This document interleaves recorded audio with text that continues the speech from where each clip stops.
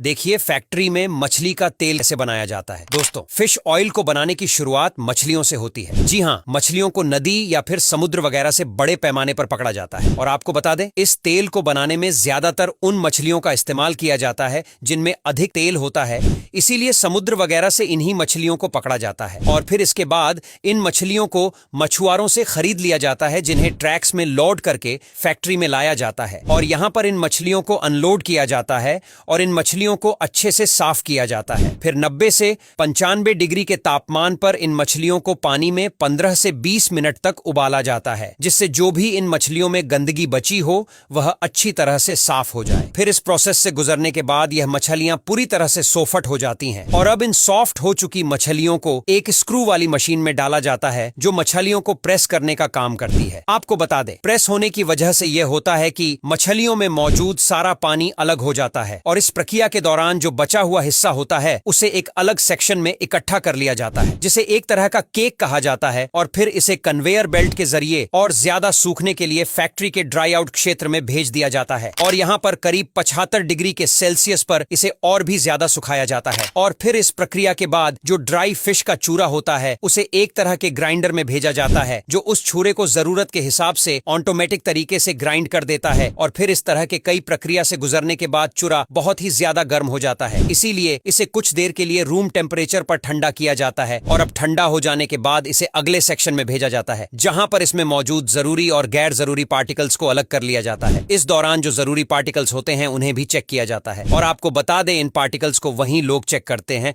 जो बहुत ही ज्यादा अनुभवी और जिम्मेदार लोग होते हैं। बता दें, चेकअप के दौरान छोटी मोटी कमियों को भी बहुत ही सीरियसली लिया जाता है और प्रोडक्शन के दौरान ही सामी कमियों को तुरंत दुरुस्त कर लिया जाता है। और अब बारी आती है उस लिक्विड की, जिसे शुरुआत में प्रेसिंग मशीन के द्वारा अलग किया गया था। अब इस लिक्विड को अच्छी तरह से फिल्टर किया जाता है, जिससे इसमें मौजूद सॉलिड पार्टिकल्स अच्छी तरीके से निकल जाए। फिर इसके बाद इस लिक्विड को गर्म टैंक में और एक सेंट्रीफ्यूज टैंक में भेज दिया जाता है, जहां इस लिक्विड में से प्रोटीन, वाटर और तेल को अलग कर लिया जाता है। और अब इस प्रक्रिया के बाद जो सैल्यूवल हमारे पास बचता है उसमें 35 से लेकर 40% प्रोटीन होता है। और अब इसके बाद तेल को एनकैप्सुलेशन एरिया में भेज दिया जाता है, जहां पर जेम्स से बने कैप्सूल को तैयार किया जाता है और उसे एक खास तरह के लिक्विड में नहलाया जाता है, जो सॉफ्ट जेल की बनती है। हालांकि पहले सॉफ्ट जेल काफी ज्यादा ढीली होती है, लेकिन इसमें लगा तेल जब धीरे धीरे रिमूव होता है तो वह हार्ड होता चला जाता और फिर इन कैप्सूल को उठाकर अच्छे खासे वक्त के लिए सूखने के लिए छोड़ दिया जाता है। उसके बाद इन कैप्सूल्स को काउंट करने के साथ साथ उनकी क्वालिटी भी चेक की जाती है। और आपको बता दें, फैक्ट्रीज में लगभग हर दिन 50 मिलियन फिश ऑयल कैप्सूल बनाए जाते हैं। और फिर क्वालिटी चेक होने के बाद फिश ऑयल को ग्रेड के हिसाब से नाप दिया जाता है, जैसे refined fish oil, glue fish oil. और अब अंत में बारी आती है कैप्सूल्स को बोतल में पैक करने की। इसमें लेवल लगी बोतल को एक कन्वेयर के जरिए न्यू जेल के नीचे लाया जाता है, जहां पर कैप्सूल बोतल में गिरते जाते हैं और बोतल पैक होती जाती है। अब यहां तक वीडियो देख ली है तो फिर वीडियो को लाइक और शेयर करना बिल्कुल भी मत भूलना।